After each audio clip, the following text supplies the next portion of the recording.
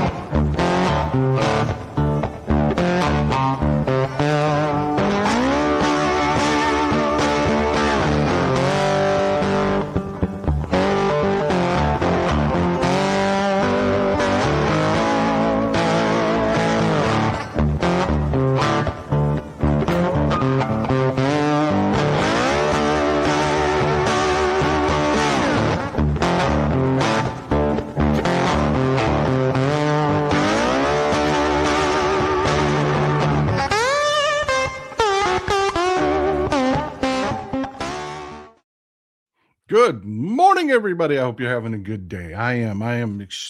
It is a good day. It is a good day. There are problems, though. Not going to bullshit you. There are serious problems that require our attention. This is information that, again, is going to be one of those things that you are going to start seeing the news talk about in the next week or two. This is something that is not widely being discussed right now. Um, let's just dig into what's going on. Of course, everything, the most critical thing, the center of the universe right now is the Strait of Hormuz and the conflict with Iran. Trump says, oh, no problem. This is going to be over pretty quickly, yada, yada. It is not. It is not. The grown-ups in the room are trying desperately to bring this to an end, but Trump, because he is a narcissist, because he's a psychopath, and because he wants to save face, rather than just doing what I told you they needed to do, which was just take the L, take the embarrassment, get the hell out, let the grown-ups go in and negotiate this and fix everything that you've done wrong. No, we've got to save face. We have got to. Trump's personal bullshit is always the most important thing in the frickin' universe. And oh my God, what it has, the Pandora's box they have opened. I've said this over and over and over and over again. These are the most imbecilic, stupid, unqualified, idiotic, dumb people we have ever put in charge of our government. And it is costing us greatly. I mean, greatly. I mean, for instance, the Strait of Hormuz was open. There was no blockade of shipping. There were no charges for shipping, yada, yada. All that, none of that happened before Donald Trump thought that he was going to punch Iran in the face again for Benjamin Netanyahu, and it was going to be nothing like the first time. The first time, the Iranians were the grown-ups in the room. They said, okay, we're going to do a symbolic, we're going to shoot a missile at a U.S. base, and it's going to be symbolic. We're going to call ahead of time. We're going to let everybody know the missile's coming. It's not going to hit its target. It's going to land just off the target in a parking lot. We're going to do this to save face, to say that we responded, and then we're all going to get back to business. They thought that was really going to happen again. But then you've got that psychopath Benjamin Netanyahu involved. And he went after Ayatollah Khomeini's entire family. And when I say Ayatollah Khomeini, I mean Ayatollah Ali Khomeini, who he killed. He killed his wife. He killed the wife of Mujtaba Khomeini. He killed, I've been through all of the family that they killed when they attacked their compound.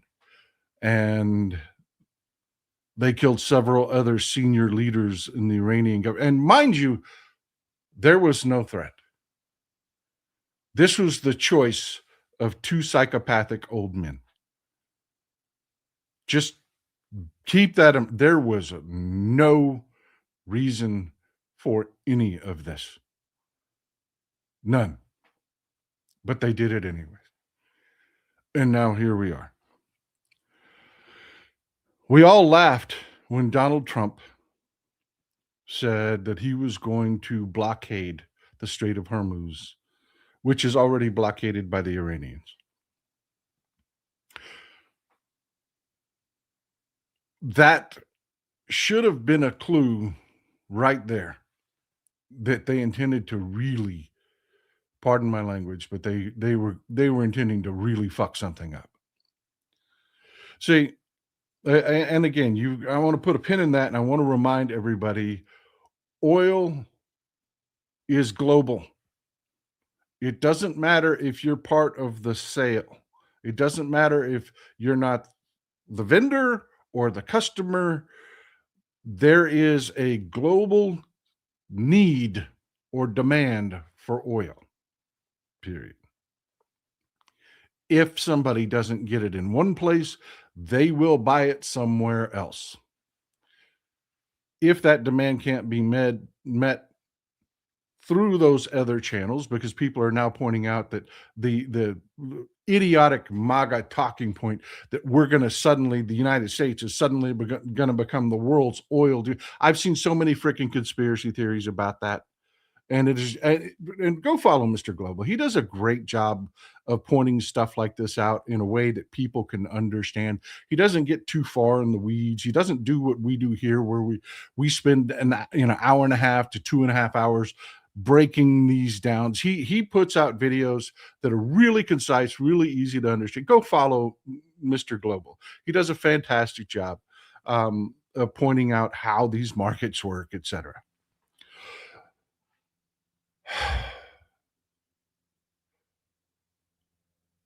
But it doesn't matter if you're part of the sale. It doesn't. Just let me back. It doesn't matter. I want to make that point completely clear. It doesn't matter. There is a demand. If they can't get it where they're going to demand it from somewhere else. They're going to buy it somewhere else. And that is going to increase demand. If they can't get it here, they're going to buy it over here. And there's only X amount of oil over here that can be bought, which drives the price up globally. It just does. It does. And it's complex, folks. It is something that is complex. And the MAGA talking point was, "Ooh, this is good for us. We're going to become the supplier to the world." Folks, we do not have the infrastructure to export. If we wanted to drive up all of our domestic gas prices through the roof, make our energy costs astronomical, and just export to meet the need for which Donald Trump and Benjamin Netanyahu have screwed the global markets and created this vacuum. If we wanted to fill that vacuum, we can't. We don't have the infrastructure. We can't fill the tankers fast. We can fill about half a tanker a day, about 500,000 gallons a day. 500,000 to roughly 1.5 million gallons per day we can ship out. We don't have the infrastructure to suddenly start shipping out an additional 10 million barrels a day, 8 million barrels a day. We can't. That talking point was bullshit from the get-go. On top of the situation that they're trying desperately to get those diesel prices down. Remember, you bought it, a truck brought it. Diesel, they've given up on trying to keep gasoline prices down. They desperately want to get those diesel prices down, which means changing the formulations at some of these refineries long term. You're talking about infrastructure, overnight infrastructure projects. You're talking about they are desperately trying to get more diesel out, which means we're going to need more heavy crude, which is going to change what we typically buy, which is artificially keeping the price of the West Texas Intermediate crude down a little bit. Anyways, I don't want to get on the weeds. I don't want to get out in the weeds in that. I don't. They have fucked what was a good working industry completely. They just have. Back to the closing of this strait that was already closed. We should have known this was going to be a okay. They're gonna fuck something up. They're going to, and good God, have they? The whole point was of Trump saying we're going to blockade the strait that was already blockaded was he was saying what we're going to stop is China from doing business with Iran. That whole thing of y'all, yeah, we screwed this up, but y'all have to come fix it now. Well, this is blackmail to force people to get involved. That's what that blockade is. It is to force China, which has stayed at arm's distance from this entire conflict, to get involved. Do I have to tell you that it's not going how they thought it was going to go? That the consequences of what they just did are not what they expected? Do I really have to say that? I mean, this is how it started. This is how it started. They said they were going to blockade the strait. China said, no, you're not. No, you're not. Don't interfere with our business. You're not going to blockade the strait. We're going to ignore you. We're going to send our ships through. And that's how it started. They did. The ships just passed right on by the blockade. That was it. The whole world laughed. The whole world laughed. Well, I assure you, no one is laughing today. The people in the know understand just how stupid we are. Because they were losing face and the whole world was laughing and Chinese tankers were just sailing right through, Donald Trump said, you can't let me be humiliated like that. And he did it. He did it. They've turned back 6 so far, Chinese vessels that were sailing to Iran.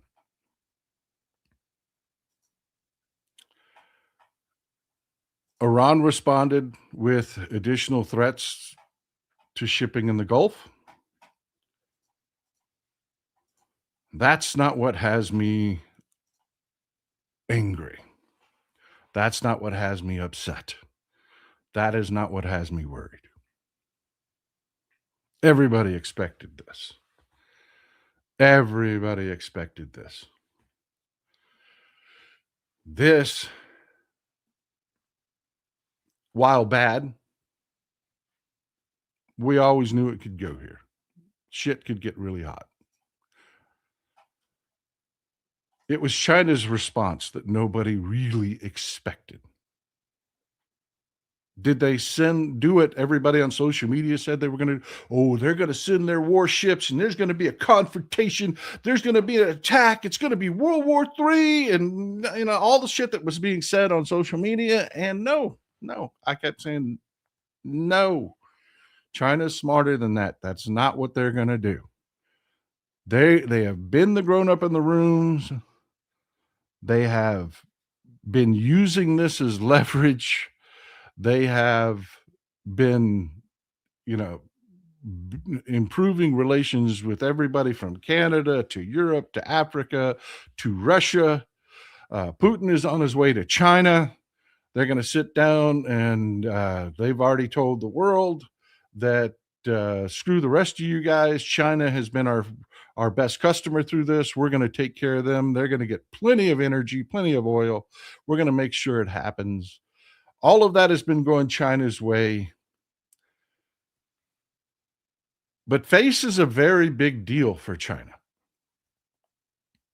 It is. It is a big deal. They're not immune to the stupidity of pride. So they responded.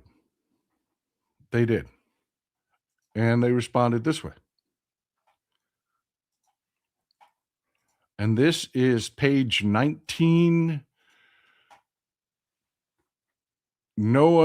This is on the wire service. It's available to American media. I mean, Reuters is a wire service. But nobody's talking about this. Nobody's talking about what they did last night. China moves to blockade entrance to disputed South China Sea shoal. They're talking about the Scarborough Shoal. This is what's known as the Iron Triangle.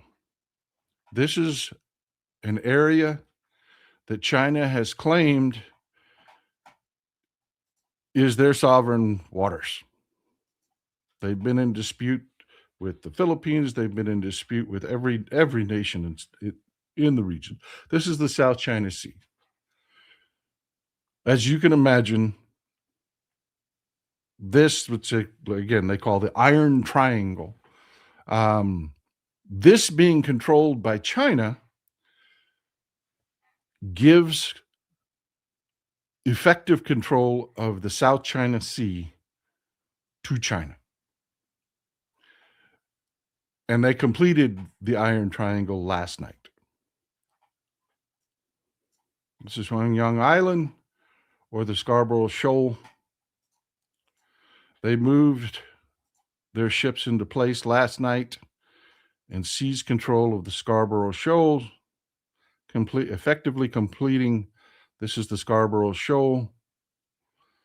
They have blockaded this region. This, of course, is the Philippines. You see Manila here. Just to give you an idea of the territory that we're talking about, the region that we're talking about, this is Vietnam.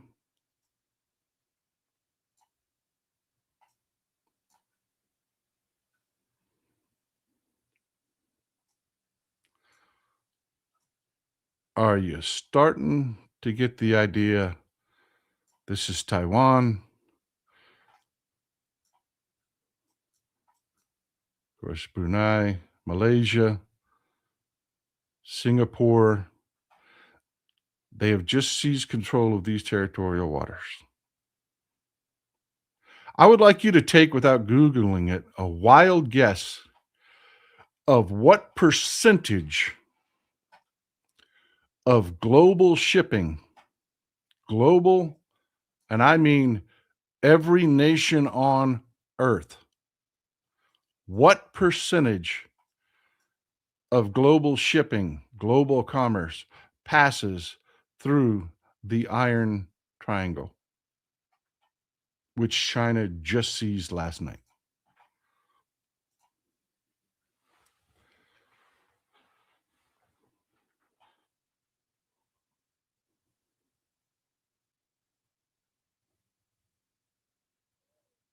Where are you? Where are you? I saw you. Somebody got it right. Somebody got it right. Somebody got it right. I saw you. I saw you. There you go. Winner, winner, chicken dinner. Can't win.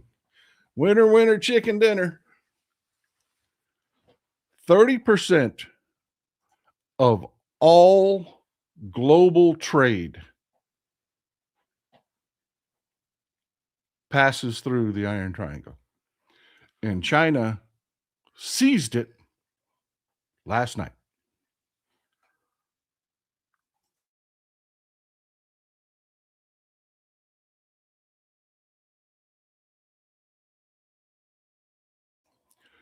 China's response to Trump's stupidity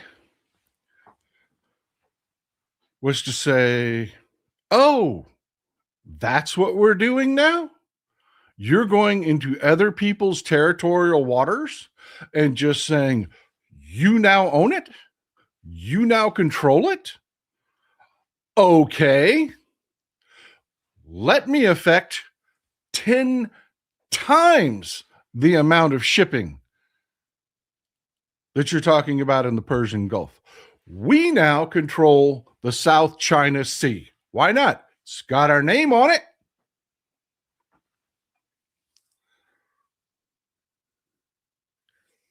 And no, the Trump regime has no plan to deal with this.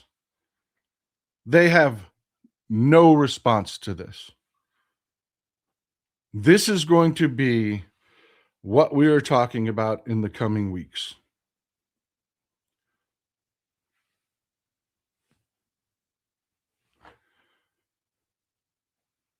It can always get worse, folks. It can always get worse.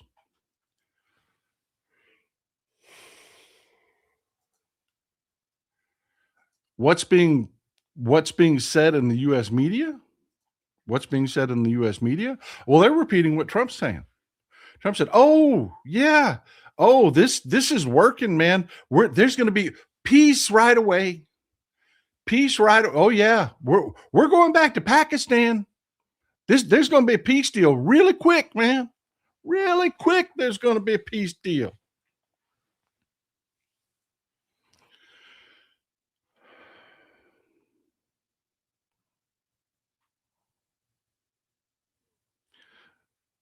There is going to be a peace deal. The question is, how fucking bad can they make it for us? I mean, how shitty? How big a shit burger can you create for us before you finally make a deal? Because every single day, they just lose and lose more. I want to remind you that before that psychopath Benjamin Netanyahu and that psychopath Donald Trump decided they could just murder people and bomb another sovereign nation that is not threatening them. There was no threat to the United States of America at all. Before they decided to do that, commerce passed freely through the Persian Gulf and the Strait of Hormuz. None of this was a problem. None of this. Now, Iran has been sending us a message very clearly. They want us to know. Y'all remember this. Y'all remember this. We talked about it. We talked about it on the show. Turns out I may have said something to you that was inaccurate. And accuracy is incredibly important. I rely on journalism for information. Looks like the journalists may have gotten this wrong. I say may. Stick with me. We talked about Putin and how Trump lifted sanctions on Russia while it was being reported that Russia was providing intelligence. Forgive me. While it looked like Russia was providing intelligence to Iran to target our bases in the region. You remember our bases were getting hit. They've been lying to us about the casualty rates. They've been lying to us about the condition and the readiness in those bases. Soldiers are coming out and risking their entire careers because they are pissed.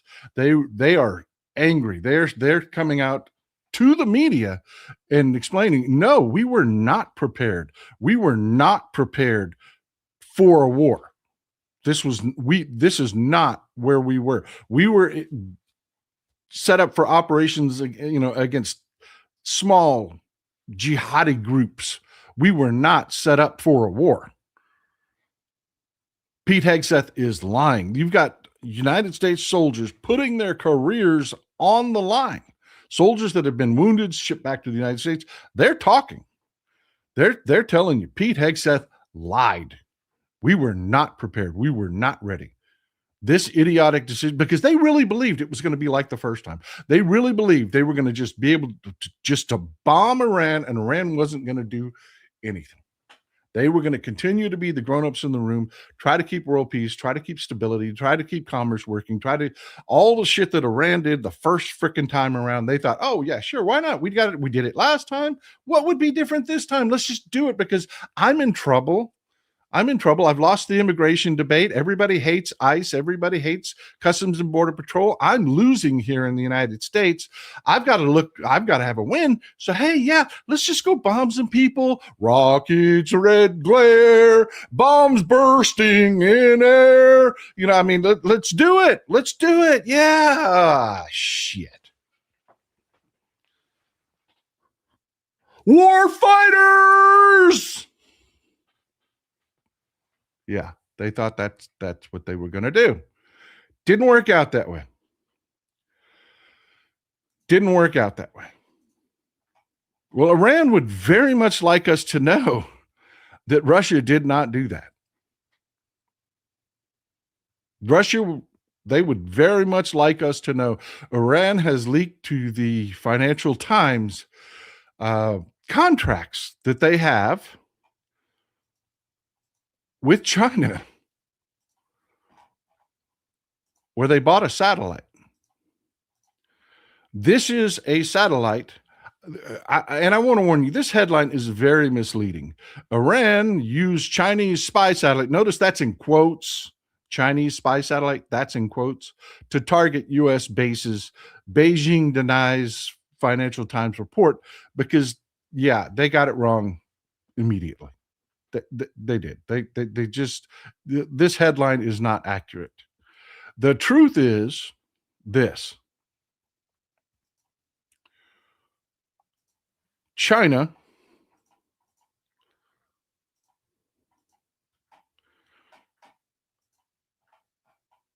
sold a satellite to Iran. Iran used the satellite. This is a satellite owned by the IRGC, the Iranian Revolutionary Guard Corps, and they used that satellite to target our bases. And Iran very much wants us to know that they own this.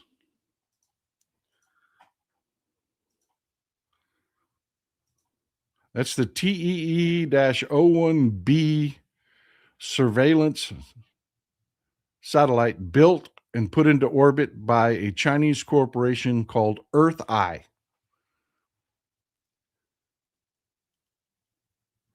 And the reason China wants us to know about that, or pardon me, Iran wants us to know about that, is because there isn't shit we can do about it. We can't bomb our way out of this situation because China offers the same contracts we do. You know, we launched satellites for people, right? I mean, you understand that, right? We launch satellites for other countries. There's only so many people that have space agencies that can do Russia, China, India, the United States, the EU. There are only so many countries that have the ability to launch satellites, and we are now a digital society, right? SpaceX is technically us. They're partnered with NASA. They're technically us.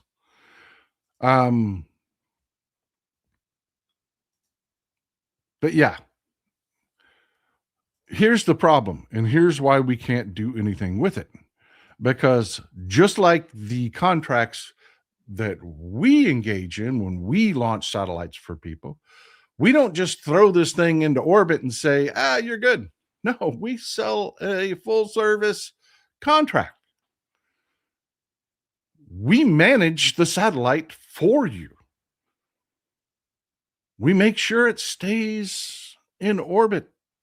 We monitor the telemetry. We monitor all of the communications, we handle the communications and data for you. And it's written into the contract, how you have access to it and what you can do. Yeah. Iran and China have the same deal. Iran bought the satellite, China launched it and monitors it for them. China handles the ground control services, but it is Iran's satellite.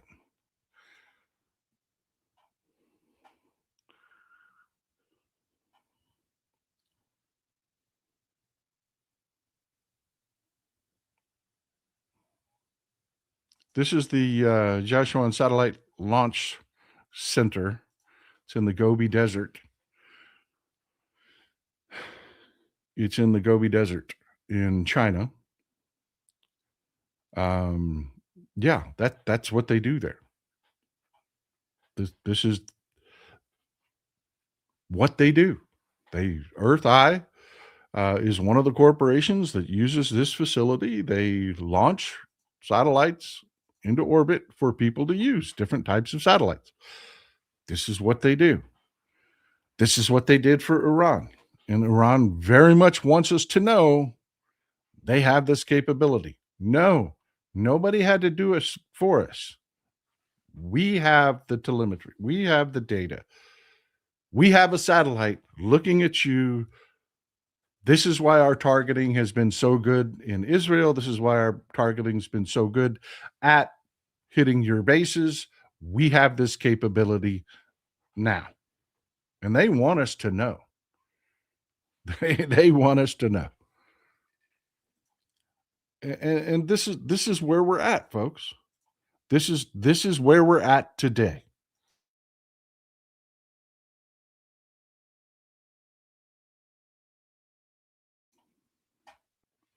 Stupidity is not free.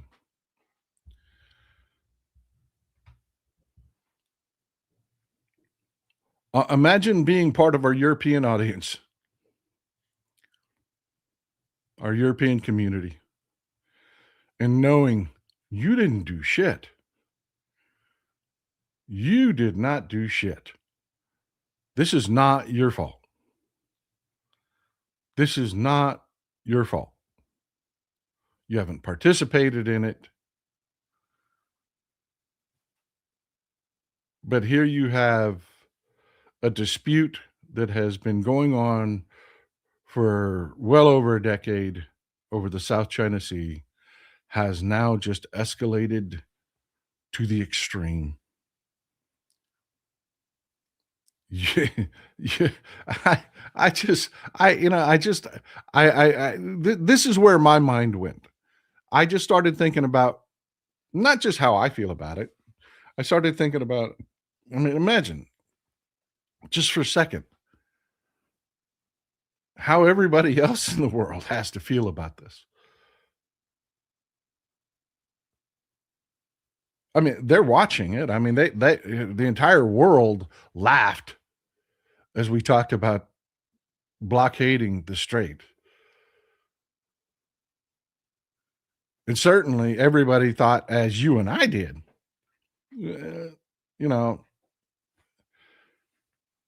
everything is bad as it is.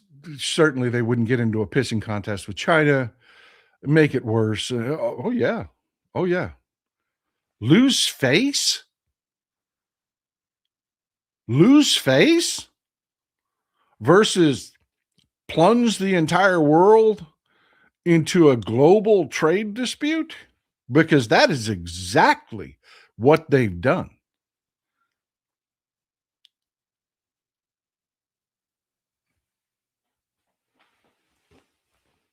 Ugh.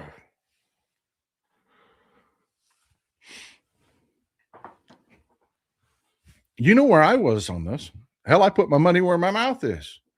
I said, no, the grown-ups are taking control. And imagine, imagine being one of the billionaires responsible for this. Imagine being Miriam Adelson right now, where your longest green comes from casinos in Macau. And this just happened.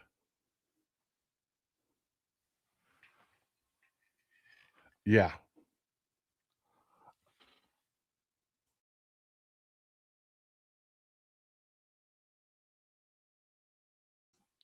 I know y'all rely on me to digest this stuff, do the deep dives, come up with some idea reasonably what's going to happen. And I don't miss the mark often. I really don't.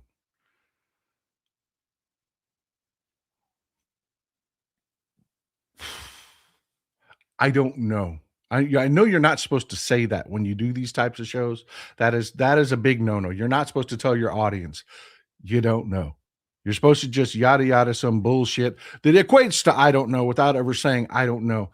I think our relationship is good enough that I can tell you this happened 6 hours ago and I don't fucking know. I don't know how bad this gets. I geopolitically, no one expected this. This is a nightmare, folks. I mean, this is nightmare scenario territory we're in.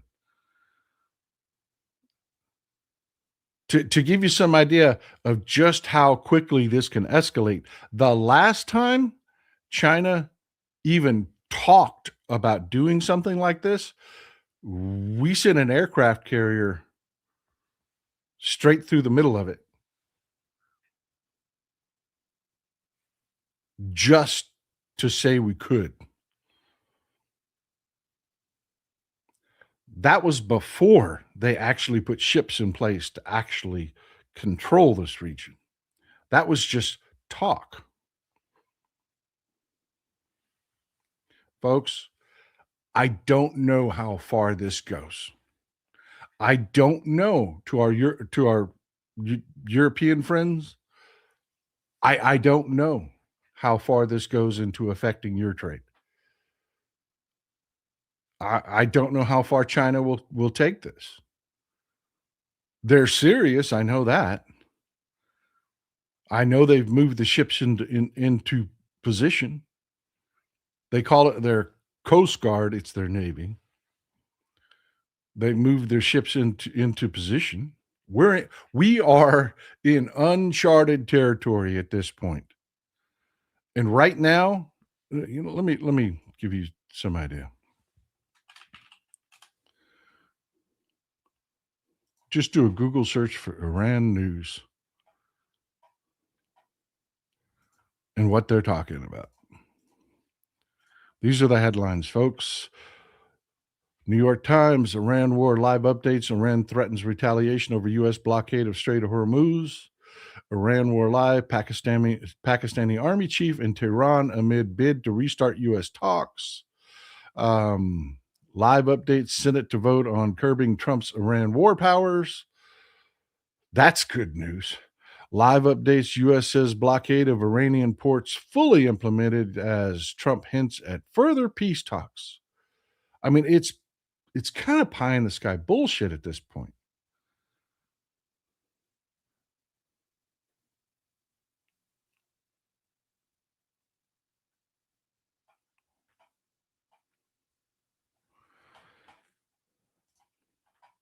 This just escalated dramatically.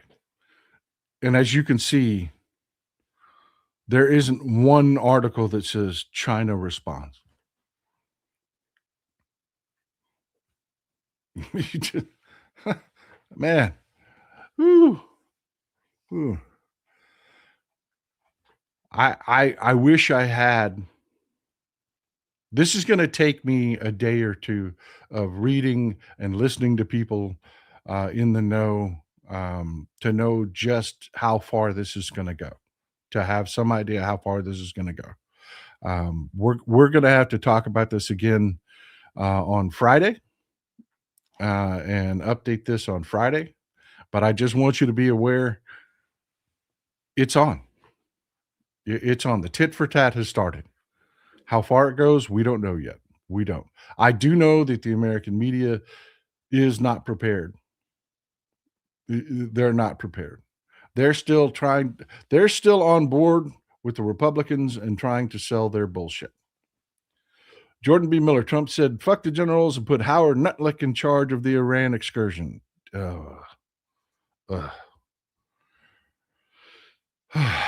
Ernest A. Shelton, welcome. Glad to see you here. Glad to see you here. Katie Dotson, it's time for Article 2, Section 4, Clean House. Cadet Bone Spurs, how do you say Gulf of Tonkin in Persian? ET, are they thinking they can manipulate the market continually? That won't ever be able to do anything about it. The fools, get ready for Mayday. You know, look, that is a great point because right now, um, people are really talk about uncharted territory. People in the oil industry are in full freakout mode right now. The real world price that refineries are paying for oil is so much higher than what the contract prices are. What you when you Google the price of oil, the futures contract pricing, these things are no longer related at all because the real price is based in reality, based on how many barrels you have. They're literally at the point where these refineries are losing money refining oil just because of the real world, just because of the realities of the market right now. They're literally losing money refining oil. They won't continue to do that. The first thing that happens, we know historically what happens in this situation. They stop refining, is what they do. They pull back to bare minimums on the amount that they're refining. When they're losing money per barrel, oh yeah, you need to be prepared for gas prices to absolutely skyrocket with no one else telling you that this is going to happen. The American media has absolutely abdicated its responsibility and absolutely failed because they're partially responsible for this. They brought us this madness. They brought us Donald Trump. They pretended, the billionaire owners that own the media pretended that, oh yeah, they're the smartest guys in the room. This is going to be so fantastic. And no, it's not. It's just not. I haven't even checked oil prices this morning to see what's going on. See if they're following for the fake throw where Trump said, "Oh, there's going to be peace." Oh yeah, they're falling for it. It's back. WTI is back down to $93 a barrel. They're definitely. Let me guess. The Dow is just going crazy. Oh no, the Dow, no, the Dow is plunging. The Dow is down over 200 points so far. That's the kind of disconnect that we have, people. It's just insane the things that are happening right now in these markets. ET, are you thinking that they can manipulate the market? Oh yeah. That's what set that whole tirade off. Thanks, ET. Omniscient Sphinx. So now we have TOF tofu. Trump only fucks up. Yep, that's a fact. Carol, thanks for the support. I really appreciate it. Weird Idaho Liberal, thank you for always being there, brother. Thanks for the big support. Morning, Texas Paul. Catch you on the replay. Don't detonate. The last shockwave damaged my shield generator and my emitters. New ones won't be installed until Tuesday. Supply chain issues caused by autocratic morons. You crack me up, dude. You really do crack me up. E.T. China said to that, hold my Tsingtao beer. No shit. No shit. Kyra, every day another face palm. Every day another head desk. Yep. Jordan B. Miller, it seems like the United States started an economic world war. That appears to be the case. At this point, that appears to be the case. E.T., well, if Russia still had a Black Sea fleet, oh, thank God. Thank God Russia's not, all they're doing is sucking up to China right now. The last thing we need is them in the middle of this. Chandra Patton, can we put the little brats in timeout? I wish. I wish. Rich Lawton, thank you for being here. Thank you for this big support. I appreciate you. Bear Tracks, Texas, please discuss this. The true oil disaster waiting to happen is cutting of the Petro line pipeline in Saudi Arabia and closure of the Bab el Mandab Strait. Easy target for Iran's Houthi allies. That is the escalation that is happening. What they're talking about is this. What they're talking about. Let's back out of the map a little bit. This is, of course, India. You know what? I'm going to get rid of the topography so that the borders are easier to see. Persian Gulf, Strait of Hormuz. Saudi Arabia has a pipeline running east to west. Running east to west. In fact, you know what? Rather than just, well, you know what? It's fine. You understand. They've installed a pipeline east to west. Here's the problem. You still have to go through the Bab el Mandeb Strait for the ships to get in and out. You just do. It's okay if you're Europe, because those tankers can go through the Suez into the Mediterranean and get oil to all parts of Europe. You're thinking, okay, I'm fine if I'm Europe. No, you're not. Because the point we made in the beginning of the show, it's a global commodity. This pipeline is not helping Asia or Africa at all. It's not. All the tankers that are loading from the terminals from the west end of the Saudi pipeline, and by the way, it's been damaged. It's no longer delivering the oil that it once did. But even if it was fully functioning, you still have the Bab el Mandeb Strait. There are 3 choke points. This is the Bab el Mandeb Strait. And yes, the Houthis can definitely hit shipping, just like the Strait of Hormuz. This is the way they look at things tactically in this part of the world. There are 3 gates.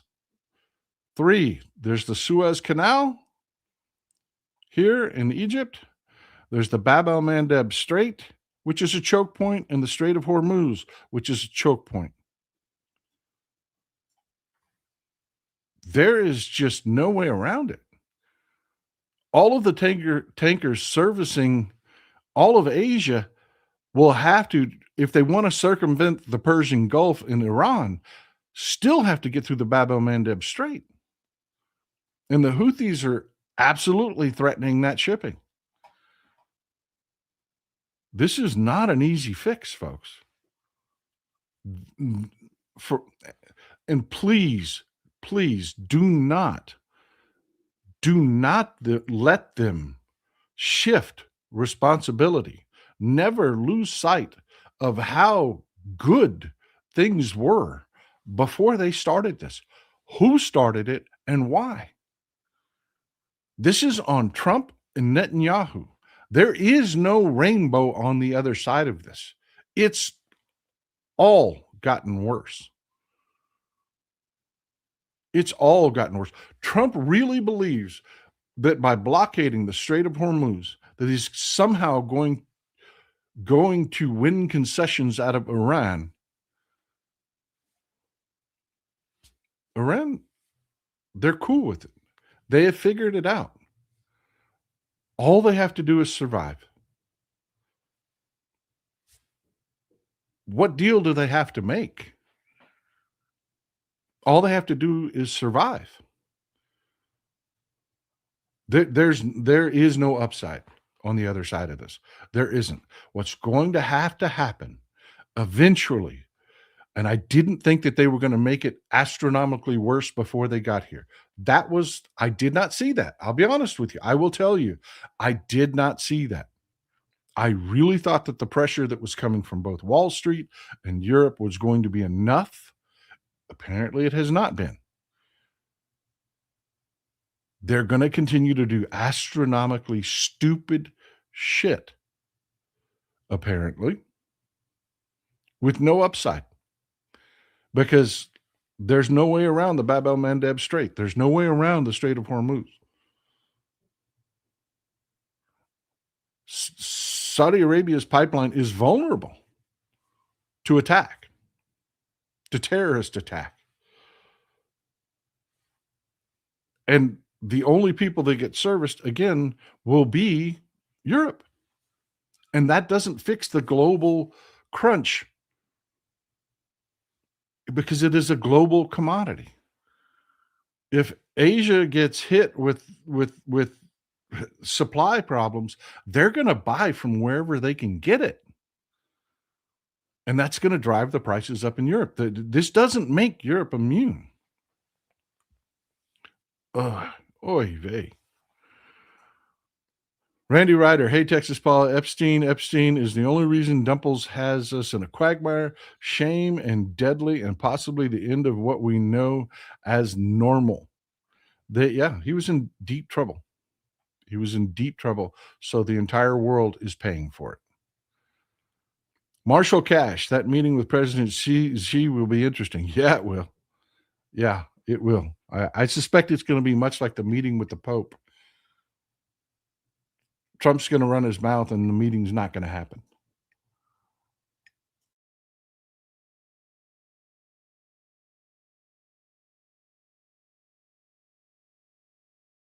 ET, this is the fault of the people that stayed at home in the 24 election. Elections have consequences. Get involved before it's too late. Yeah, way too many people got way too comfortable. Michael Antonsu, no one is 100% right. No. I'm sorry. Texas Paul is not Nostradamus. No, I just educate myself as much as I can, take a look at what's going on, the situations in the room, apply human nature, and go from there. Netadal and the NATO countries and the EU are forming a new European NATO, one without the US. That is happening too. We talked about this in the show over a year ago, that Europe, after the last Trump administration, had already made plans moving forward without the United States of America, security agreements. Europe, that is the one thing that you can say is actually a silver lining in all of this, is our European brothers and sisters have had a reality check on how much they need each other, and the small squabbles are going. Look at what the people of Hungary did. They're like, oh no, no, we're not going back to Russia. We're no EU, we're EU. And if they're smart enough to embrace Ukraine, just think about the EU and what they've got if they embrace Ukraine, the massive breadbasket that is comparable to everything we produce agriculturally here in the United States, they will have. This could really end up being a good thing for the EU. Now, if you guys can figure out how to end the nationalism arguments that rear their ugly heads in those agreements and pull into a tighter European Union, a tighter union, this really could be a good thing for you guys. It really could. Dave Barone. I mean, it's ugly now. It is. It's ugly now because of us and our fault. And I'm sorry. I'm sorry. But yeah, on the other side of this, y'all could emerge much stronger. Dave Barone, thank you for being here. Thanks for supporting the show. DK Walk, shouldn't Taco have been disqualified from running for office because of his bone spur? I'm telling you, y'all kill me, man. Gwen Stevens, welcome. Welcome. Glad to see all the new members. DK Walk, everyone needs a reminder that a special election for unfinished terms will be running again in November. They will need our help again, both money and work. True. Yeah. These people that want special elections, many of them have elections again in November. Dinebury Garage. Paul, I hate to say it, but this is much more serious than I feel we realize. This dummy has to be taken out of office along with his idiots. Shit just got real. I hope I am wrong. Um, yeah, I hope my initial response to this is wrong too, because I am telling you, I read that and I was like, oh shit. Because in my mind, there wasn't a fix. Linda Orndorff just looked at Google News and there's not a single mention of China doing this. Nope. Nope. Nobody's talking about it. They will be, though. They will be. Mike Daly the Dim, we have demented, stupid foreign policy everywhere now, whether in Europe, Cuba, South America, or Asia. The U.S. sent a death threat to the Vatican with an Avignon papacy. Totally nuts. I know. The last time we had this dust up with China over the Iron Triangle, we had unity with Europe. We had the entire world was like, no, China. Now what do we have? We're in complete disarray. No one trusts leader, nor should they trust our leadership. This is an absolute perfectly opportune time for China to flex. What are we going to do about it? Dave Martinez, in my opinion, my dad said if Trump stays in office, the food banks will become soup kitchens like it was in the Great Depression. That is a distinct possibility. Your dad, listen to your dad. Et, if the Reed purpose is to bring about the second coming, if the real purpose, I think you mean, is to bring about the second coming, then nothing they might do is off the table, Paul. I know that is a nightmare, but these people. Crafty ass Gardner, thank you, brother. Thank you for being so generous. Thank you for gifting the memberships. Bluebird, our politicians in Europe are also not the smartest, sadly, but at least in this time, I am a little bit proud. Yeah, nobody's perfect, but I'm telling you, you guys have gotten it right. Christopher Daly, Viva Cuba and the useful idiots. Folks, this is what I'm going to be doing for days. The next several days is just seeing how much this blows up. Kudos to China. Smart move. Smart move. But damn. I mean, folks, 30% of the world's shipping passes through the Iron Triangle. 30%. But yeah, folks, we've just got to, we've really got to, we've got to have a talk. We've got to have a talk. I want to talk about what we're doing politically here for a minute.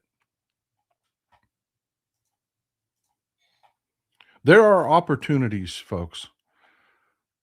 The wind is at our back. Financial hardship is terrible, but it's great for us going into an election because we're not in power. I'm just talking about the election opportunities. I'm not, don't read into what I say there as it's a good thing. It is not a good thing.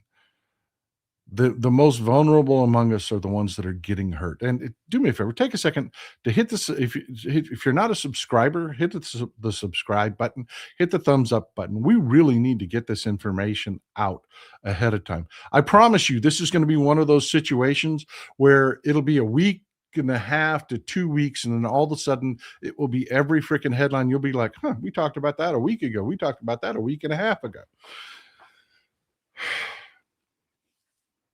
It's kind of like the Hungarian election thing. My first take was, oh, yeah, CPAC money's drying up. Got attacked by trolls left and right. You have no clue what you're talking about. Peter Magyar is just another Viktor Orban. And then what happened? Peter Magyar said, no more soup for you. cuts off all these right-wing bullshit programs that the Hungarian, including CPAC, that the Hungarian government was funding. I'm telling you, folks, this is going to be just like that. This is going to be, people are going to say I'm being hyperbolic. People are going to say, no, people are going to, because they don't want to wrap their head around it. This is really happening. This is really happening. You will be ahead of the curve and ready to talk about this. Mandolia, will Hoovervilles be redubbed Trump stands? Good question. Good question. John Keith, thanks for supporting the show, part of our European audience. John, where are you hailing from, man? Where are you hailing? I'm guessing you're Welsh. I could be wrong. Tell me, John. Tell me. But there are opportunities happening here domestically for us. This is one. Remember, they promised no tips on overtime, and then people realized, oh shit, I still got to pay tips on overtime. Taxes on, pardon me, no taxes on overtime, no tax on tips, all the shit that they promised, and then people are realizing, oh yeah, I'm still getting taxed on all that. Remember how those have fallen flat. And then for the last several weeks, you've had the American media more than willing, absolutely, completely, 100% more than willing to sell that, oh, the big ugly bill is going to make everybody's tax returns so much bigger. So much. She is. Let me tell you something. Liz Oyer is brilliant. Follow her. Follow her. Liz Oyer. She used to be a pardon attorney in the last administration. She is great, a great source of information.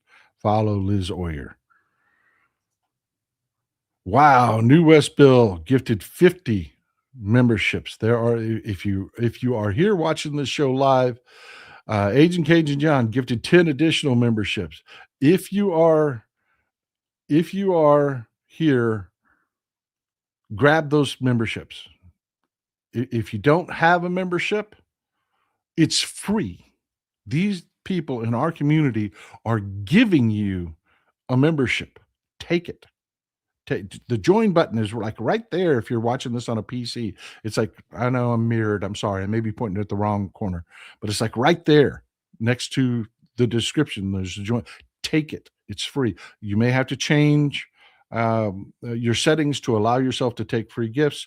Don't be afraid of that. Just take it. It's free. It's free. But yeah, this has just happened. We've got the numbers back on the tax returns that have come out so far. Remember, people that are us, that aren't the ultra wealthy people, they file their taxes as quickly as possible, especially if you're looking at a decent return. People run to get these taxes filed. I mean, they're sitting there watching their mailbox, waiting for those W-2s so they can get those taxes filed right damn away. So it's only the ones of us that have to pay the big dollars, that will file for extensions. We'll our returns aren't back yet. A lot of people are just now filing today. A lot of middle class people, upper middle class people are just getting their tax returns in because they're going to have to write a check. We're talking about returns. We're talking about people getting money back. A lot of those folks have already started to get their money back. And no, it is nowhere near what they promised. Nowhere near what they promised. So far, the average refund has totaled about $350 more than last year. That is not life altering. All those MAGA people that you saw that, can't wait to get my tax return. And this, yeah. Look what you traded for $350. It's 11%. Now, hey, man, I'm not going to say that 10%, great. 11%, great. More money to you. Great. But is anyone shocked that it is nothing what they promised? I mean, look at everything we've lost. Look at everything that's happened. Does $350 cover how much more you're paying in fuel and energy and utility bills and food prices? No. No, it doesn't. No, it does not. And people are that reality is coming home. That article from NPR that I just posted for you, um, they talked to several people about their returns, and people are like, yeah, I got a little bit more, but they're not feeling good about it. They aren't. So yeah, this is an opportunity for us to stand up and say, look, they lied to you again. They lied to you again. Now,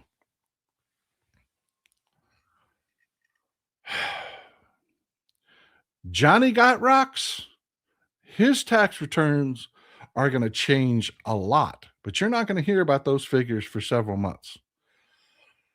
Going in, because like I said, people like that they're not in a rush.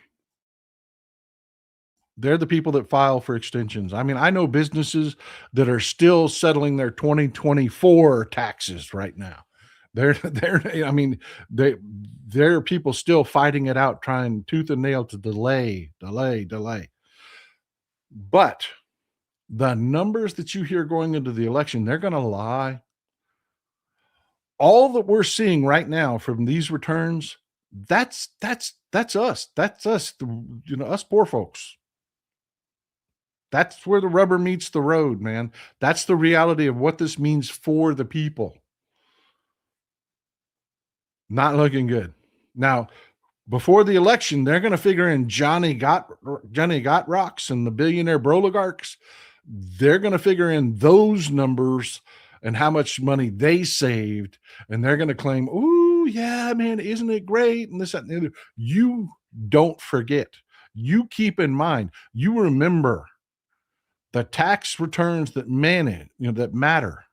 It's like they call Texas a wealthy state. We are not. We are a fucking poor state.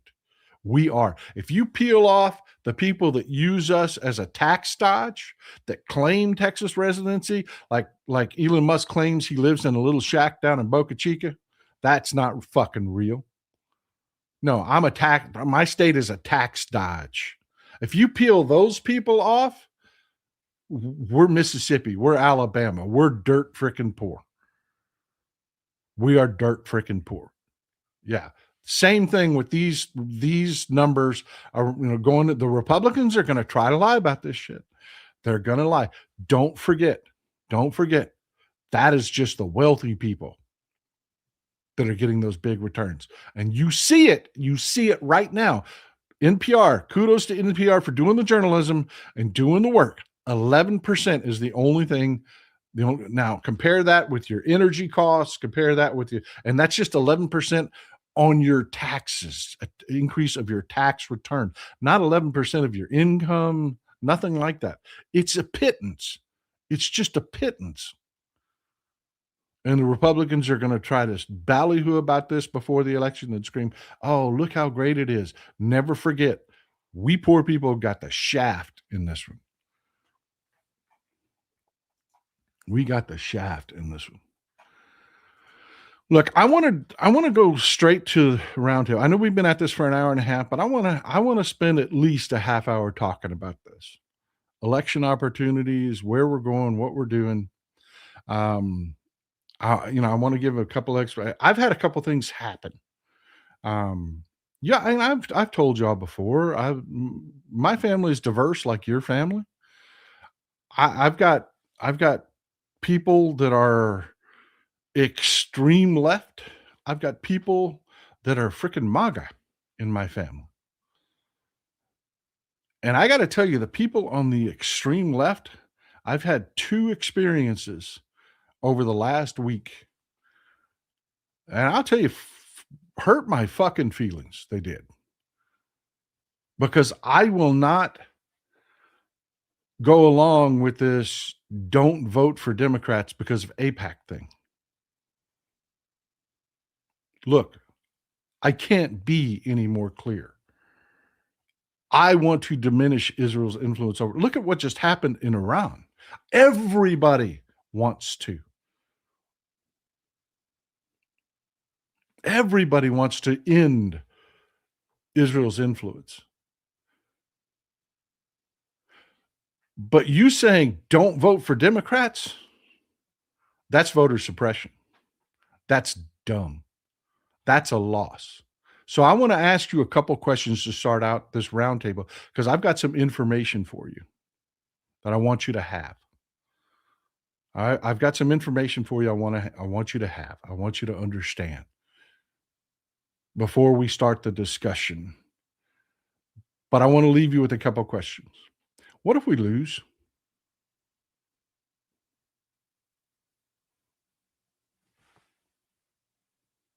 What if we lose? Because what I'm seeing a lot of people say online, and I mean, it's a lot. They're very loud. Turns out not as many as I thought. I was prepared to eject about 100,000 people out of our community. I was prepared to go on a block fest. Turns out nowhere near that much. I've had to block maybe 100. Turns out that they're very, very loud. But what if we lose? What does that look like on the other side of that? That's question number one. I mean, I want you to think about that. Concentration camps? I mean, we've already got camps, but concentration camps? The threats that they've been saying about, oh, well, birthright citizenship means nothing. And if you're a liberal, you're un-American. So we need to take your, guys like me, we need to strip you of your citizenship and throw you in a fucking camp. I mean, these are the threats that are out there in MAGA land.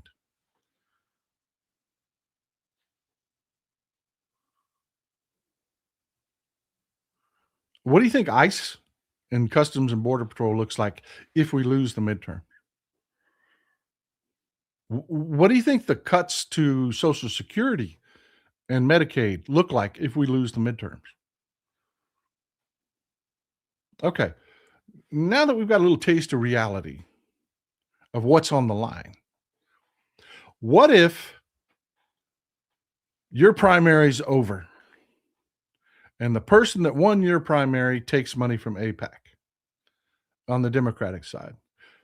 And on the Republican side, you've got a Republican that just lets Trump do whatever the hell he wants. That's cool with bombing Iran. That's cool with anything Israel wants. They're cool with it. What do you do? Now the Democrat took money from AIPAC. Probably 1% of his total donations came from AIPAC. 1%. I think the most any person in Congress took their total donations from AIPAC totaled 3% of their donations. 3%. So that person, what do you do?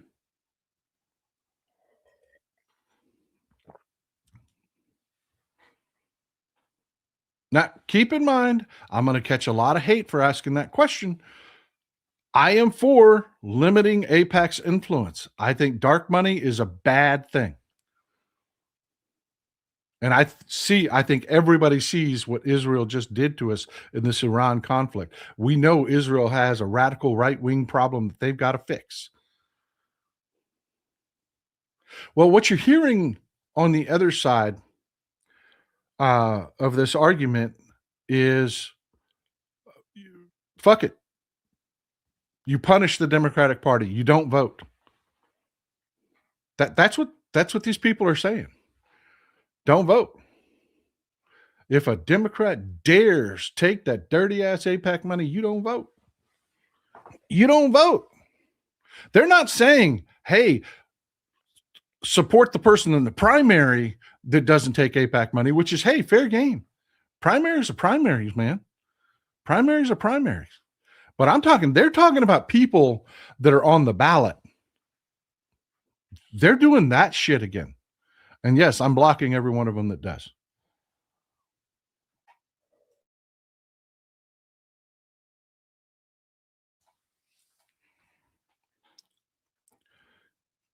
So I want to take a minute now that we've got those two questions out of the way.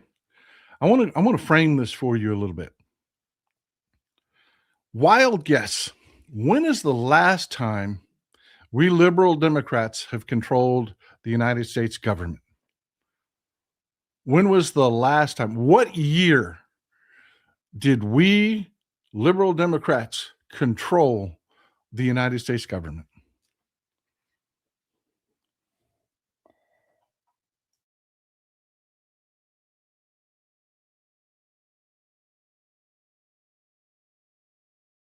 I love you people so much.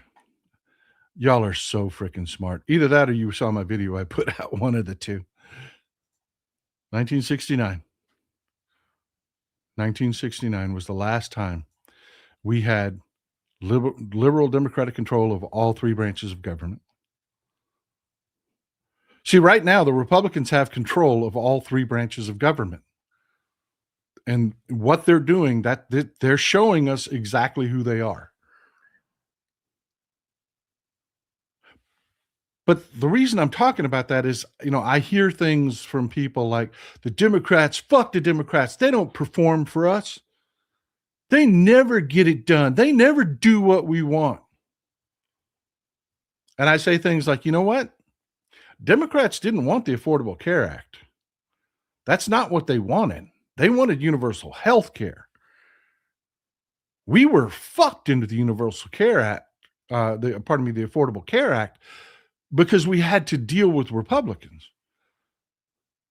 And the dumbest among us will go and they'll Google and say, nuh-uh, Democrats had a super majority. They could have done anything they wanted, and they wanted the Affordable Care Act, and that's bullshit. And I brought receipts. I have brought receipts. We're going to go jump in the Wayback Machine, and we're going to go back to 2008, and we're going to talk about exactly what was going on. We didn't really have a real supermajority. We didn't. We just didn't. You ever heard that expression? It was a different time. Yeah, it was a different time. What was going on? What happened in 2007? We had a massive banking collapse. Massive.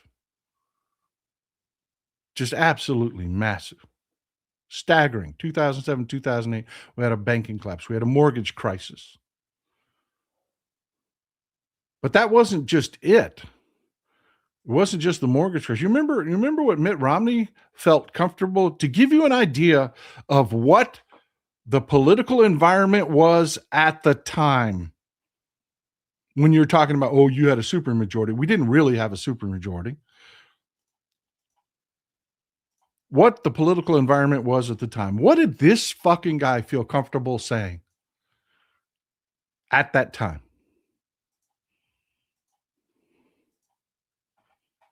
He didn't just say this in private conversation and it leaked out. He didn't just say this, as a political oops. No, he sat down and he wrote this for all the world to see and to be memorialized for all time.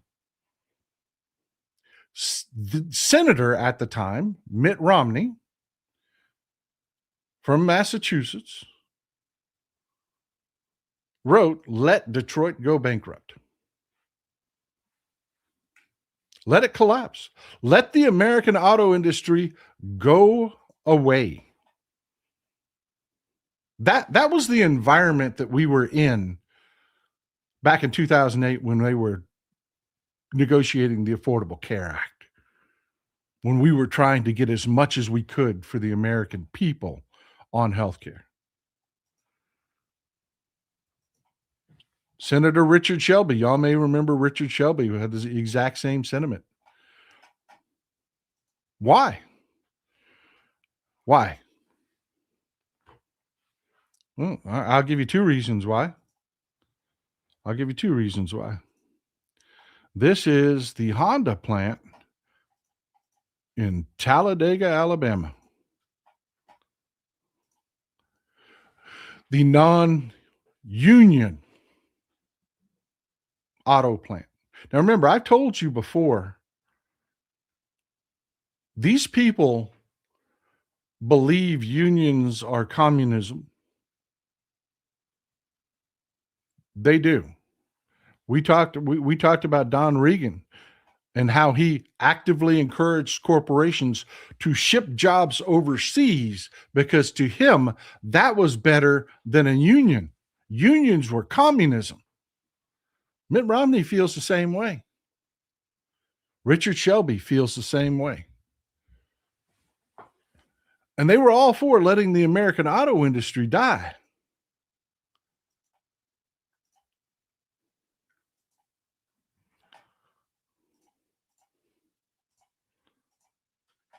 This is the Mercedes plant in Tuscaloosa, Alabama. Non-union. Non-union.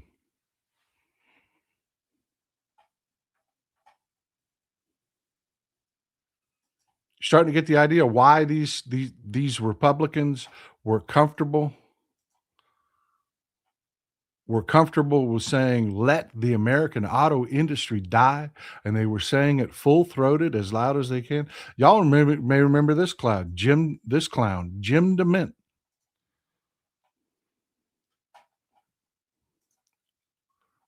Jim DeMint, senator from South Carolina. Also, full-throatedly, let the American auto industry die. Why? This is the BMW plant in Spartanburg, South Carolina. Non-union, non-American.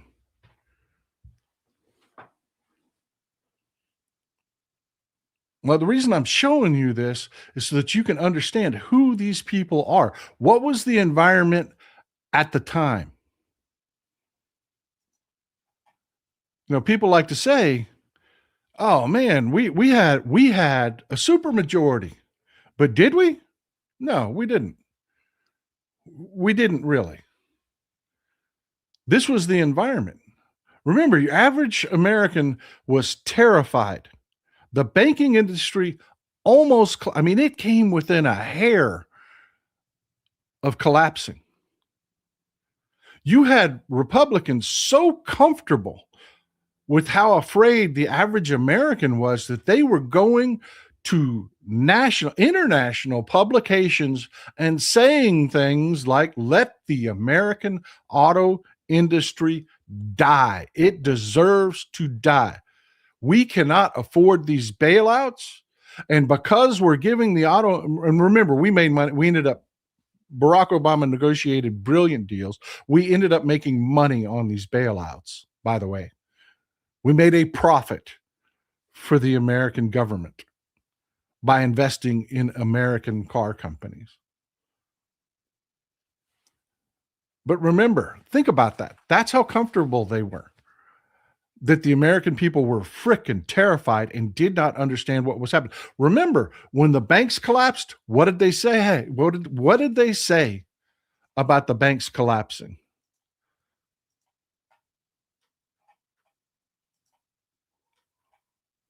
They said it was black people.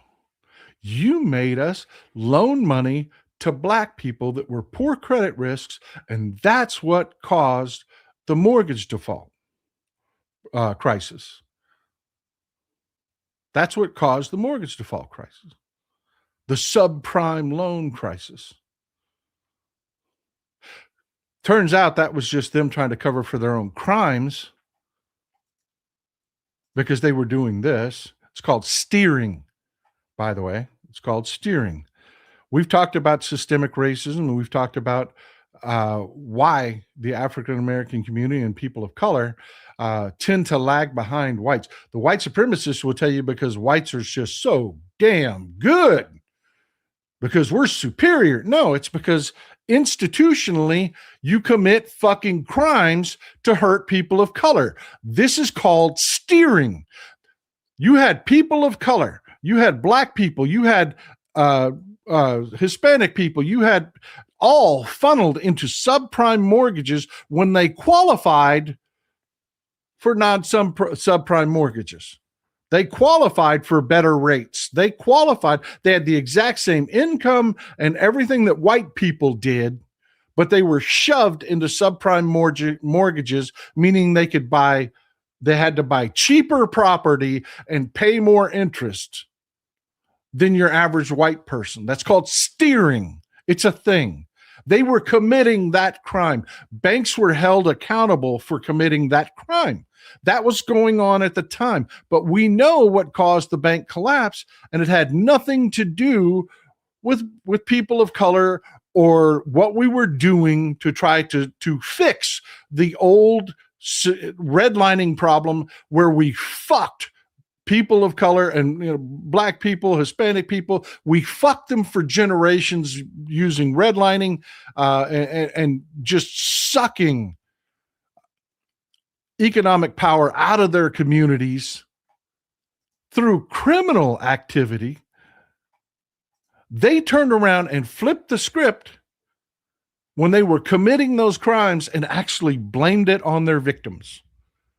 Full-throatedly blamed it on their victims, but we know that isn't what caused it. We know it isn't what caused it. Much of what caused these banks to have piss-poor books was this shit. Liar's loans, ninja loans. They did no regulation. They didn't give a shit. They didn't monetize themselves properly. They didn't have enough cash on hand to cover. They were writing mortgages. If you were all white, boy, you could walk in with no money. You could walk in with no assets. You could buy a piece of real estate with a fucking liar's loan. And the banks were not doing their fiduciary job, their fiduciary duties. They weren't. They set themselves up to be in this situation. And by the way, all the regulation we put in place to stop that, the Trump administration has ripped away. Okay? This was going on while we had our super majority. So keep it in mind. The environment matters. The American people just lived through a banking crisis. The American people just looked at watching one of our largest manufacturing industries absolutely collapse. And here we are trying to negotiate healthcare for the average American when they're being told, you can't afford this. That's socialism. They want to destroy your healthcare. They wanted to. Any of it sound familiar?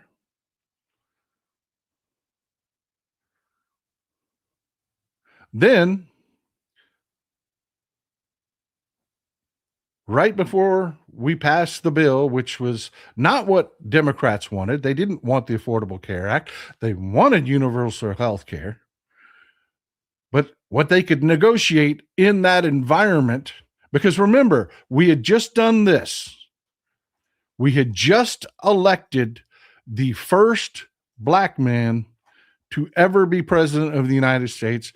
And the fucking bigots were losing their goddamn minds. They would not even acknowledge he was American. They would not even acknowledge that he was American, much less a legitimate president. Every bigoted ass, half the people in this country that look like me literally fell into a mental health crisis because they were so fucking afraid that they might get treated the way they've been treating people of color. They lost their goddamn minds. And this president was negotiating for healthcare in that environment. In that environment. Y'all may remember this guy, Harry Reid. He was the Senate Majority Leader at the time.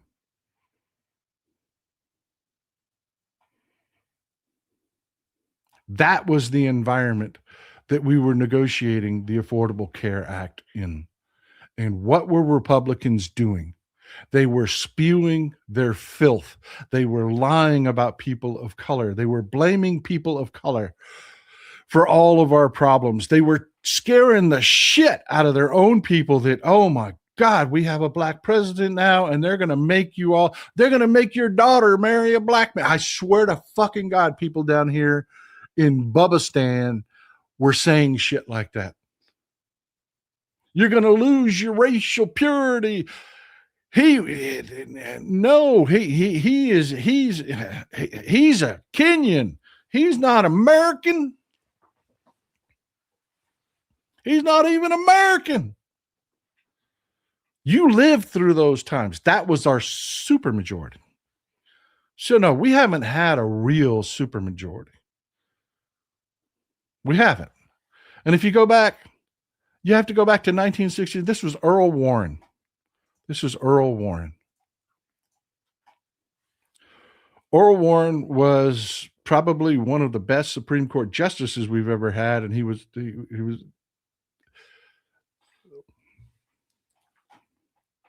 one second.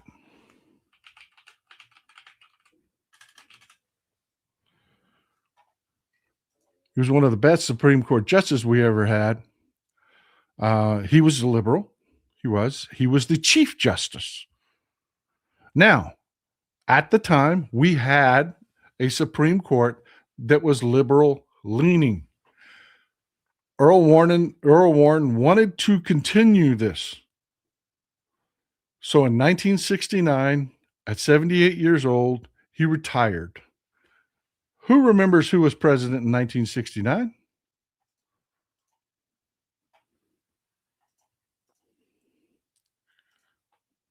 It was LBJ.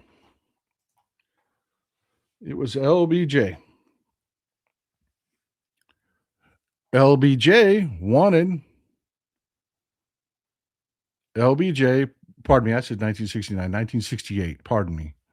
Tongue-tied. I get it wrong sometimes. 1968.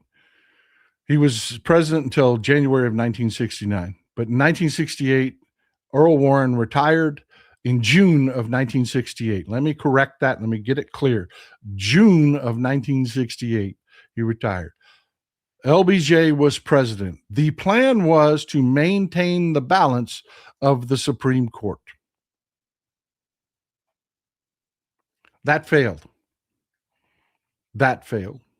Why did it fail? Well, they nominated Abe Fortas, who would have been an outstanding replacement for Earl Warren, but his nomination failed. This was Abe Fortas. He was the person that LBJ nominated to replace Earl Warren. It failed. And it failed because Southern, white, bigoted Democrats, they called themselves state right Democrats, the old Dixiecrats. They understood the assignment.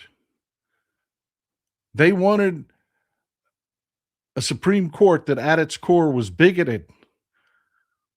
They wanted a Supreme Court that was anti-communism, anti-union, so they blocked the replacement of the Chief Justice until the next president, Richard Nixon. Any of this sounding familiar at all? This has happened again in modern history.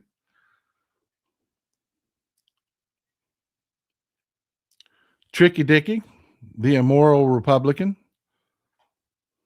that destroyed our government before handing it over to an inept and incompetent Gerald Ford. Well, he nominated Warren Burger.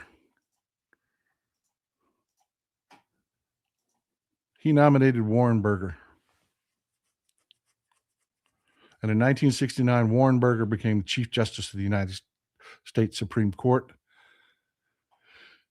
And from that moment on, 1/3, remember, 3 branches of co-equal government, co-equal. From that point on, the Supreme Court has been filled with Republican filth. and controlled and policy, Republican filth policy that is rooted in bigotry, that is anti American, that is anti the American people,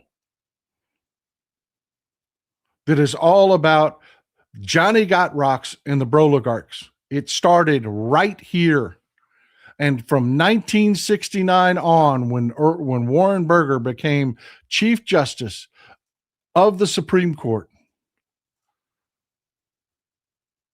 we saw the beginnings of trickle down. We saw the beginnings of institutionalized open racism. There had always been racism.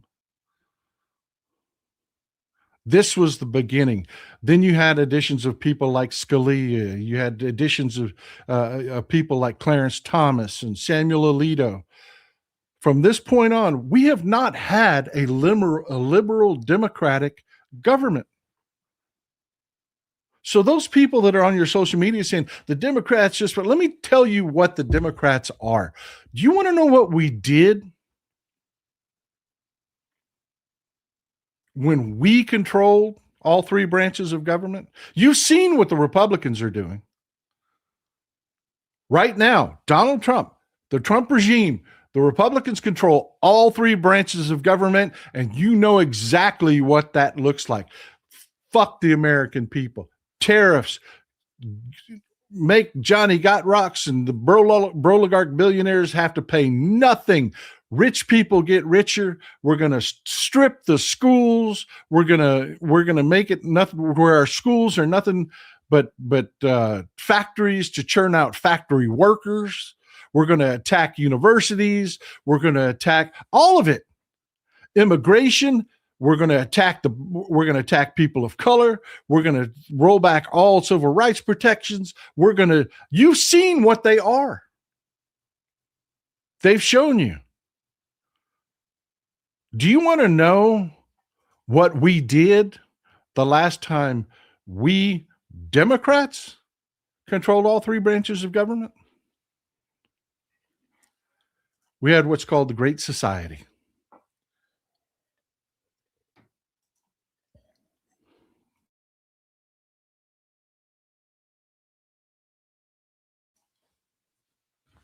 We had what's called the Great Society.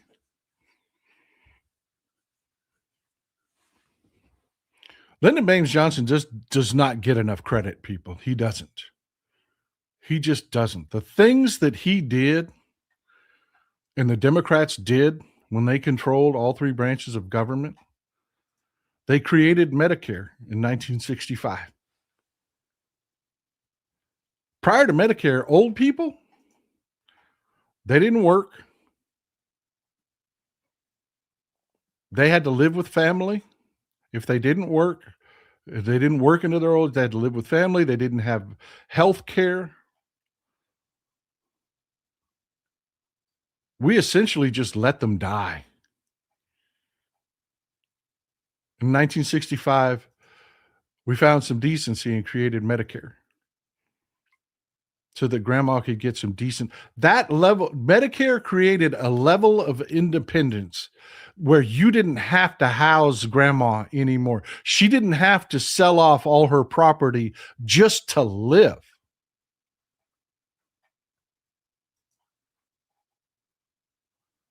They engaged in a war on poverty. They passed the Economic Opportunity Act of 1964. They created the Office of Economic Opportunity, which started programs like Head Start. Remember Head Start? The Job Corps, Vista, Volunteers in Service of America, in service to America, Vista. They started the war on the war on poverty. They passed the Civil Rights Act of 1964, which immediately all those Dixiecrats started to change party and became Republicans. Those bigots, those Southern Democrats immediately started to become Republicans. Right after the Civil Rights Act of 1964 passed, they passed the Voting Rights Act of 1965. Before the Voting Rights Act, they would do things like have literacy tests at the polls. You would literally have some white ass bigot standing at the polls that tell you to read something. If he didn't feel you read it well enough, you didn't get to vote. They really did shit like that, folks. That's the stuff that kind of things we put it into. We passed the Civil Rights Act of 1968, which specifically dealt with redlining and housing discrimination, which didn't fix the problem. Don't get me wrong. I know African American members of our society are going to be like, wait a minute. No, I'm not saying they fixed the problem. I'm not. But they did start to work on it. They funded public schools. Schools in poor areas at the time were horrific. They were awful. We sent funding to the poorest school districts in the country. Everything that you understand as our public school system was built during the Great Society. That's what we do. What do the Republicans do? Vouchers. They strip funding out. They attack our universities. I'm going to pause. We got several more things to talk about in the Great Society. Why do they do that with education? Why do they do that?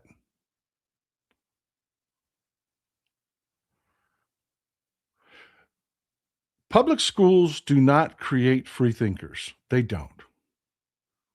They don't. They don't create people that think critically. That's not their purpose. Their purpose is to create a population that has the bare minimum of skills to work in a factory. That's what public education was about. We improved it. We funded it. We said, look, if you've got the smarts, we've got, we're going to create a university system.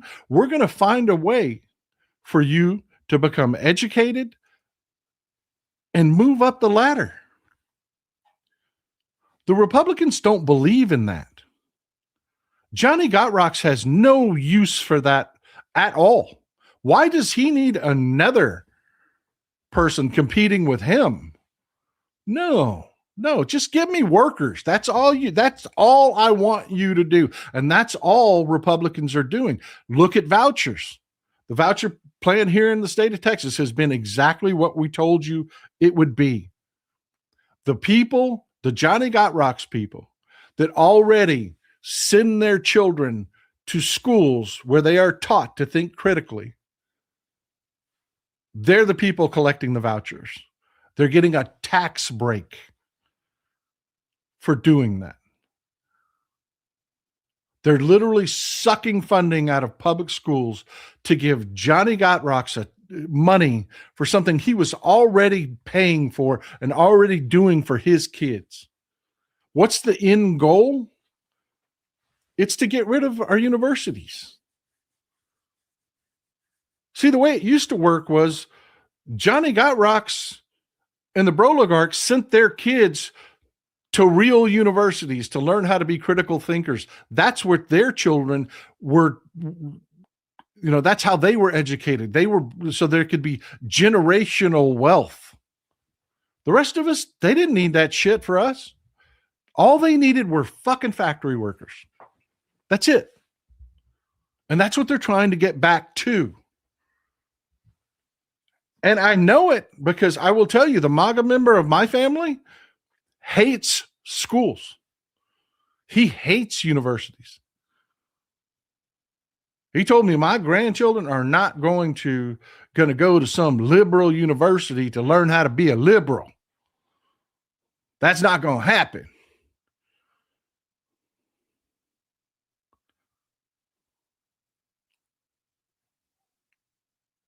So yeah, we're funding schools. We're funding universities. We want to do things like if you can make the grades, we'll educate you through college. Why? Because, hey, man, it benefits our society. But it doesn't benefit Johnny Got Rocks or the Broligarchs because they don't want the competition. They want to control everything. They don't give a shit about your quality of life. They give a shit about their wealth. For them, none of it has to do with your quality of life. And that is the fundamental difference between the two parties. Democrats focus on the people and what's good for the people. Republicans focus on the Broligarchs and what's good for the Broligarchs. And these two things are not the fucking same. What the Broligarchs want for you is to pay you the least amount of money where you'll still show up for work. That's it. They want to pay you the least amount of money they can possibly pay you where you will still show up to work. They don't give a shit if that's enough money to live on. They don't give a shit. They don't give a shit if you got to live in a commune with 14 other people. They don't give a shit if you get a vacation. They don't give a shit if you've got a decent vehicle. As long as you can show your ass up to work, that's all they care. And they're going to pay you the least amount possible. The cutoff line for them is when they start quitting, when they just start saying, fuck it, we're not coming anymore. You're not worth it. That's when we know we've hit the floor. That's exactly. It is. It is just modern slavery, indentured servitude, whatever you want to call it. Democrats, what do? We say, no, somebody should be able to work 40 hours a week. Republicans are like, 40? I work my people 60. No, 40 hours a week. And you should make enough that you can afford a house, you can educate your children, you should be able to afford at least one good car, you should be fed, you should have health care, you should be able to take a vacation. That's where we're at. Not extravagance. Not everybody gets to be rich. That's the basement for us. That's the bottom for us. That's where we're at. Because look, man, not everybody's going to be rich. Most of us aren't. Most of us are we're going to work a job. The two differences are Democrats believe that when you work that job, and at the end of the line, when your body is broken, when you are old, that you can retire, have a pension, keep your house that you hopefully paid off for while you were working, and have health care so that you can live on your own. The Republican vision of the world is you work till you're useless to us. I don't care how old you are. I don't care. As long as I don't need you, you're fucking gone. I don't care. But once you get old and broken and I can't use you anymore, I ain't paying you shit. Go away. Go live with your kids. You're not my fucking problem. This is the difference. And you're seeing it in what I'm telling you right now. What did we do when we had control of the government? What do they do while they have control of the government?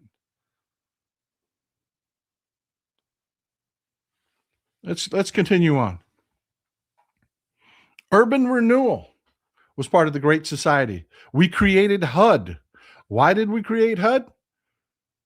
So that we could renew our inner cities, so that we could build, folks, I got to tell you, New York was not a pretty place at the time. It was not. There were some really ugly places in inner cities, whether it was New York, Boston, Chicago, LA, it didn't matter. Where our population centers looked like hell. Republicans loved it. Great. Fine. Workers are close. I don't give a shit if they live in a tenement building that's, where they've got to share about. I don't care. That's not my problem. Democrats are like, no, we need to improve this. We created HUD, Housing and Urban Development, to make this better, to fix these problems, so that the standard of living would go up.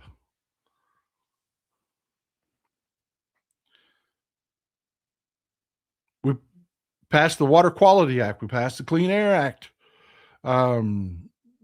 Actually, amendments to the Clean Air Act.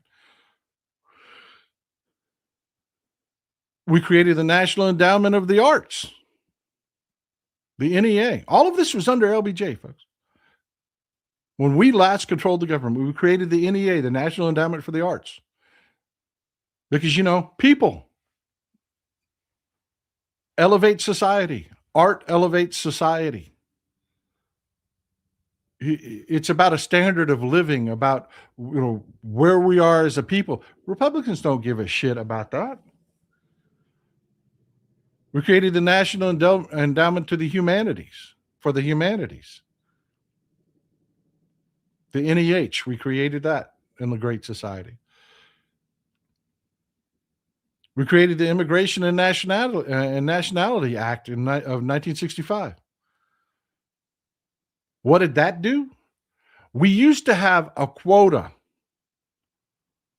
This is what the Republicans are trying to get back to. They hate the Great Society. We used to have a quota in the 1960s. Only X number of people from different regions could immigrate. Had to keep it all white, all white, all white. We got rid of that. We just said, look, man, Europe's in the same boat we are. We're not getting immigrants from there. We need immigrants. What does it matter where they come from? As long as they're good and decent people who are willing to work hard, come be American. And the Republicans said, but they're not white. They're not white. I can hear them speaking Spanish. Can't you hear that? And they lost their fucking minds. But that's what we did. We got rid of those fucking quotas when we had power. We had huge advancements in consumer protection. Look, y'all think back to what it was like riding in the car back in the 60s. If you had a seatbelt, it was that one little lap belt. Cars did not do well in accidents. They did even worse if you hit a pedestrian. Crumple zones? What the fuck is a crumple zone? Cars didn't have crumple zones. We used to build cars so that they wouldn't dent. I mean, cars sucked in accidents. We improved that. We changed the regulations on how cars survive accidents. All of that came out of the Great Society. What are the Republicans doing? Repealing it. They've gotten control of all three branches. They're living their dream, man. They're living their dream. They're getting rid of all of this. All of this. So yeah, when you hear somebody and there's so much more. There's so much more. When you hear somebody on social media talking about the Democrats, they don't perform. When the fuck have we had control? When have we had control? There hasn't been a time in your modern history. If you're 33 years or younger, you have never seen a Democratic supermajority, and that supermajority wasn't even really a supermajority. Because 1/3 of the three branches of government was Republican filth. Do y'all remember Antonin Scalia creating any argument he could against any Democratic policy?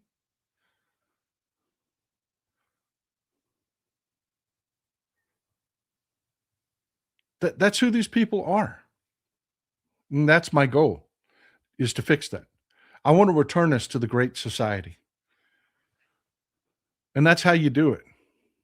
You don't get caught up on a single issue. You don't. I agree with you. I agree with you. Everybody, there is no way that we walk out of this next election with Israel not being diminished, at minimum diminished. No way. Not after this war with Iran.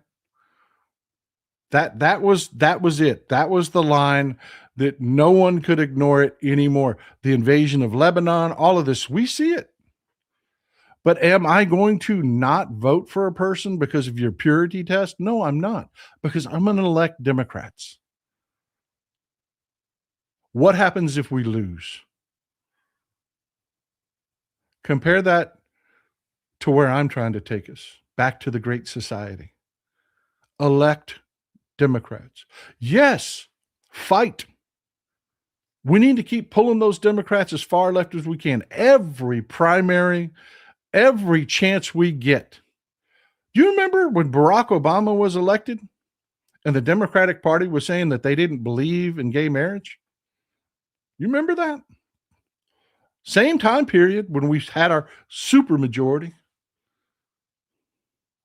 Yeah, separate but equal. That used to be the position of the Democratic Party just a little over a decade ago. Ask our LGBTQI brothers and sisters about that. You can have a civil union. You just can't say you're married. That used to be our party position. We elected a president on that platform. His name is Barack Obama. Did we leave it that way? No. No.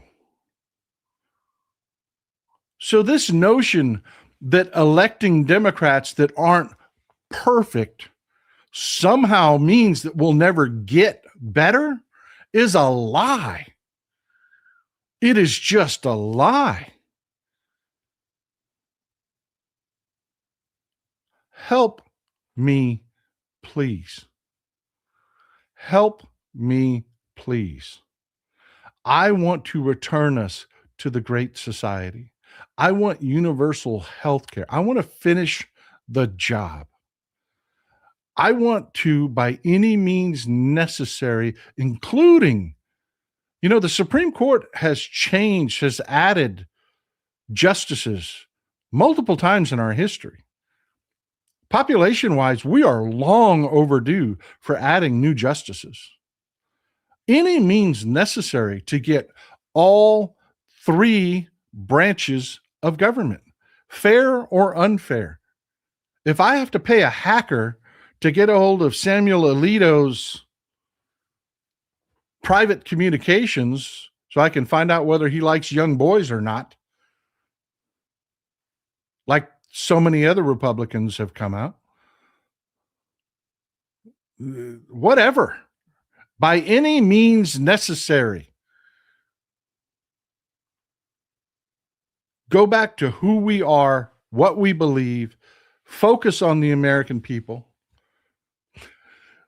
When the CEO of Goldman Sachs says, please tax me before the pitchforks come out, he doesn't really believe that pitchforks are going to come out. And he's not really worried about that because he's got the security to protect him. What he's worried about and what he's really saying is, please tax me before Paul gets his way. Because Paul's going to bring the Great Society back. And my old white bigoted ass absolutely has been fighting that my entire existence. I would like to continue taking advantage of Americans or anyone actually in the world for me to get richer. And if we don't change what we're doing a little bit and reset a little bit, we're going to get a backlash that's going to take us back to Democrats running everything. That's what he's really saying. That's what he's really saying. Folks, you APAC people, I don't hate you. I don't even disagree with you on everything except for your strategy. Your strategy sucks. The Democratic Party, I hear it all the time. Well, the Democrats may not be perfect, but they're a lot better. Bullshit. Go back and read about the Great Society. That's the Democratic Party. We're fucking amazing. The Democratic Party is fucking amazing. The only problem is you've never seen a government run by the Democratic Party. You've seen us hold sometimes barely power in 2/3 of the government. You've never seen us have a straight shot. So don't give me that. Go back and look at the last time we actually had control. We're fucking amazing. We're fucking incredible. These activists that are over there saying stupid shit like don't vote to teach the Democrats a lesson or we need a third party would be freaking masturbating at those policies that we put in place the last time we Democrats had control.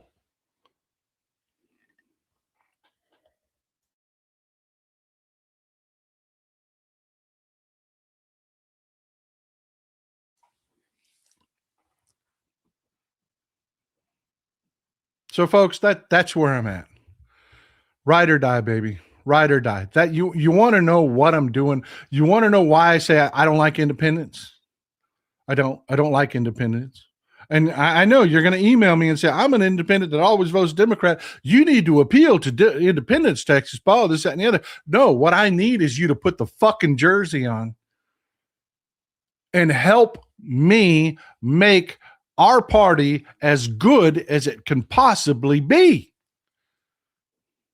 If you're such a great person that just votes for policy and just votes for good policy, fuck yeah, that's what we need in the party. You're the exact energy we need wearing the goddamn jersey. Put it on. In fact, try it on for size. Say out loud these words. I am a Democrat.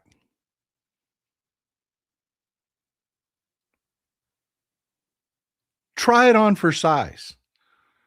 Because we're the only party that lives in reality. We're the only party that actually governs. We're the only party who's actually focused on the American people. I mean, let's talk about this one more time.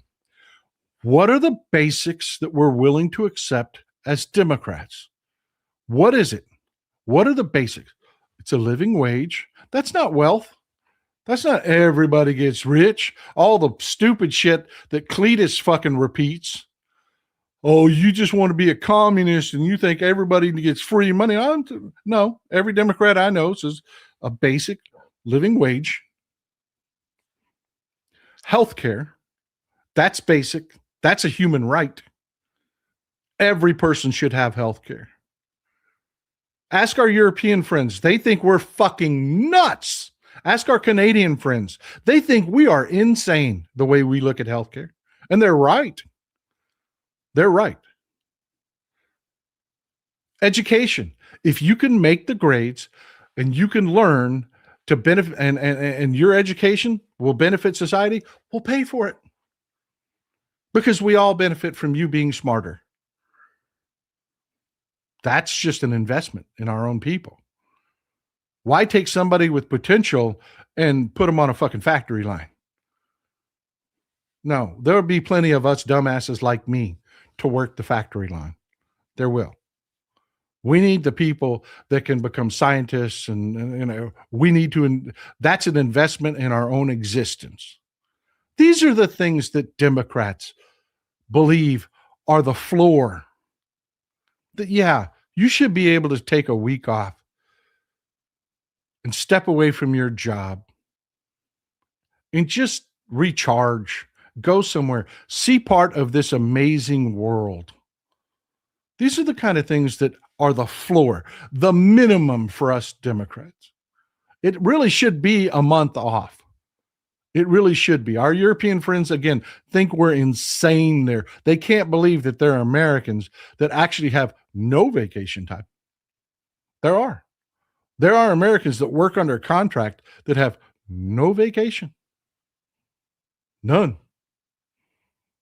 If they want to take time off of work, they don't get paid. They don't. And if it's at a bad time, your employer at an at-will state can say, you're fired, I'm replacing you. That's where Republicans are.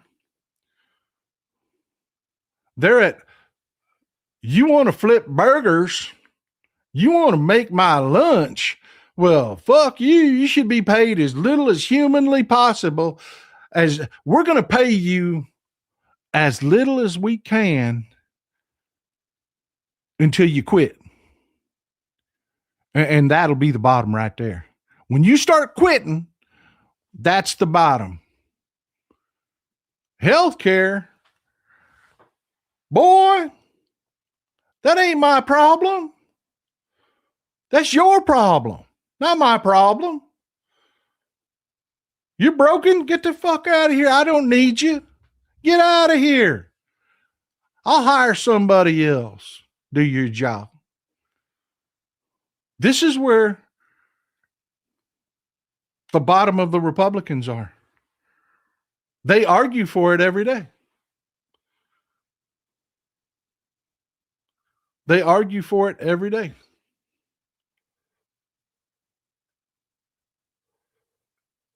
You know, you want to know how bad it is? Even the shitty ass Affordable Care Act, there were two versions. There was the House version that we Democrats put together, which was better than the shitty one that we got. But Ted Kennedy died. And when Ted Kennedy died, the people in blue Massachusetts listened to all the propaganda bullshit, and they elected a guy by the name of Scott Brown. And we no longer had a filibuster-proof majority. So what did we end up with? We ended up with the shitty Senate version because they wouldn't pass the House version. And don't get me wrong, the House version was still not universal health care. It should have been, but it wasn't because of the environment at the time. I got an idea. Let's quit lying about shit. Let's create an environment where we look at, excuse me, you just told me that we didn't have enough money to feed grandma. We didn't have enough money for Meals on Wheels. And that costs less than 1 day of your war by choice in Iran. But you're telling me you got money for that. A year's worth of feeding fucking grandma with Meals on Wheels was less than 1 day of your war in Iran. But you're telling me you got bomb children money. You got bomb civilians money for no fucking reason, but you don't have feed grandma money? Oh, you must be a Republican. Ride or die, baby. Ride or die. This is who we are. All I'm asking you is to be who we are. All I'm asking you is, no, don't give Republicans power to make it worse until we make it better. Don't do that. Don't do that. I'll say it again. Do not give Republicans power to make it worse to punish Democrats for not being perfect. Because it just means it's worse. It's that much more we have to fix. No, let's just elect Democrats and then make Democrats better. Well, how do we do that? I don't know. Join the Democratic Party. Y'all seem to think that there's that's the other thing that I want to. These people, you're listening to an idiot. on social media when they talk about the Democratic Party needs to this. That's fucking you, dude. That's fucking you. There's no magic entity that is the Democratic Party. That's fucking us. That's the people that show up at your local Democratic Party meeting.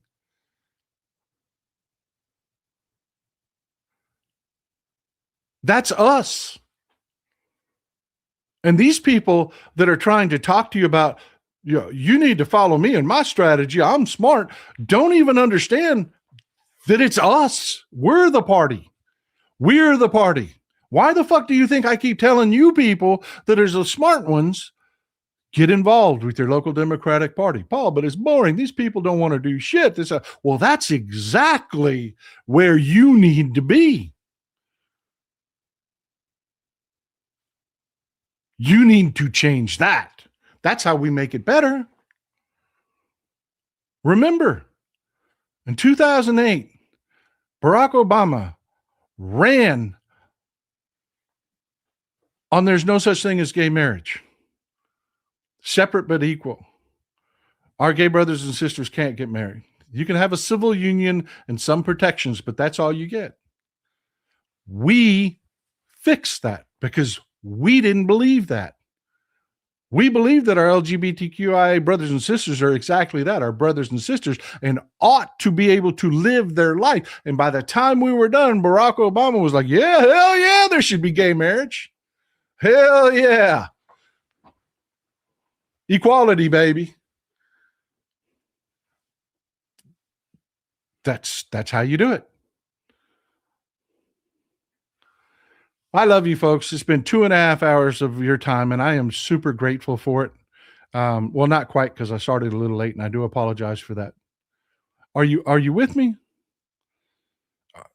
Are you with me? If you are, positive. The messaging needs to be positive. Talk about all the things that we've done in the past and all the things we can do in the future. Sell the dream. This is really what we did. We can do even better. Stay focused on these Republicans and their failures. Fill the space with the awful shit they do. Donald Trump and his family are grifting to the tune of billions of dollars. They're terrified of the Epstein files. Pam Bondi thumbed her nose at a lawful subpoena and did not show up to testify because Republicans don't give a shit about the law or the Constitution. Keep the space filled with the right messaging.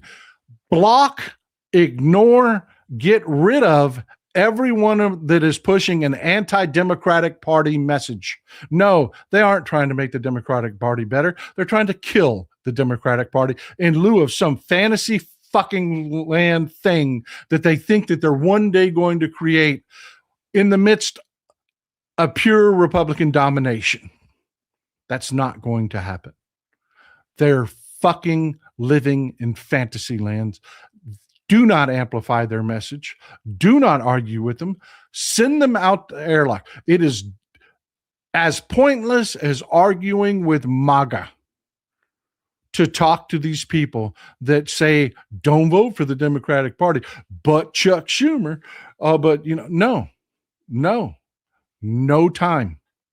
No time whatsoever. We are 6 months from the election. We are in election season. Help me bring the Great Society back. Help me, please help me bring the Great Society back. And we do that by electing the best Democrats we possibly can. I want to just call your attention to the fact that we had Jasmine Crockett and James Tallarico fighting it out. Two amazing, incredible candidates. We have done our job. We did. A lot of people wanted to do the sour grapes thing and, we're not going to show up. Oh, no. Texas is behind Tallarico. We did it. We love Jasmine Crockett. We're going to support her in all her endeavors in the future.